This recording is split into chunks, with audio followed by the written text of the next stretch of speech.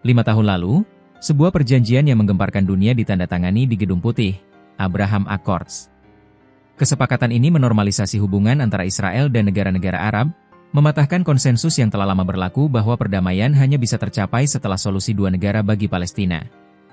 Namun, sejak serangan 7 Oktober 2023 dan Perang di Gaza, pertanyaan besar muncul, apakah perjanjian bersejarah ini akan bertahan? Hari ini kita akan menganalisis perjanjian ini setelah 5 tahun, melihat bukti-bukti yang menunjukkan kekuatannya, dan tanda-tanda yang menunjukkan kerapuhannya. Di tengah kekerasan yang terjadi, para pendukung Abraham Accords berpendapat bahwa perjanjian ini terbukti tangguh. Menurut Asher Friedman, seorang direktur lembaga pemikir Israel, perjanjian ini telah membawa manfaat nyata bagi semua pihak. Kerjasama yang terjalin meliputi bidang intelijen, pertanian cerdas, pengobatan presisi, dan bahkan pariwisata.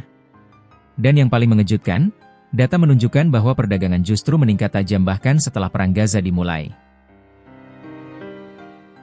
Friedman mengatakan, jika membandingkan angka perdagangan tahun 2024 dengan 2023, perdagangan Israel dengan UE naik 10%, dengan Maroko naik 40%, dan bahkan dengan Bahrain melonjak 843%. Kenaikan signifikan juga terjadi pada perdagangan dengan Mesir dan Yordania. Ini adalah bukti nyata bahwa ikatan ekonomi yang kuat bisa bertahan di tengah ketegangan politik. Namun, perjanjian ini jauh dari tanpa masalah.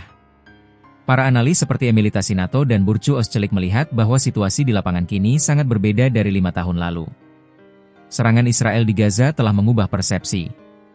Kini, Israel semakin dianggap sebagai aktor nakal di kawasan. Titik balik terbesar adalah serangan Israel di Doha, Qatar, pada 9 September 2025 yang menargetkan para pemimpin Hamas. Serangan ini menempatkan Uni Emirat Arab dan Bahrain dalam posisi yang sangat sulit. Sejak itu, tanda-tanda keretakan mulai terlihat. Uni Emirat Arab melarang perusahaan pertahanan Israel berpartisipasi dalam pameran Dirgantara. Mereka juga mengkritik rencana aneksasi Israel di tepi barat, yang dianggap bisa membahayakan hubungan bilateral. Yang paling jelas, perjanjian ini tidak berhasil meluas.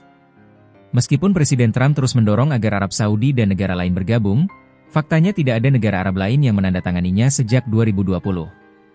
Menurut para ahli, biaya politik untuk bergabung dengan perjanjian ini kini melonjak drastis bagi negara Arab manapun. 5 tahun setelah ditandatangani, Abraham Accords berada di persimpangan jalan.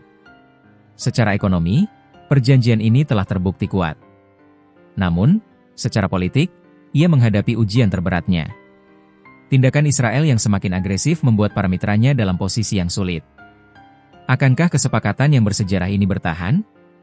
Atau akankah tensi yang memuncak ini membuat Abraham Accords pada akhirnya runtuh? Sampaikan pendapat Anda di kolom komentar.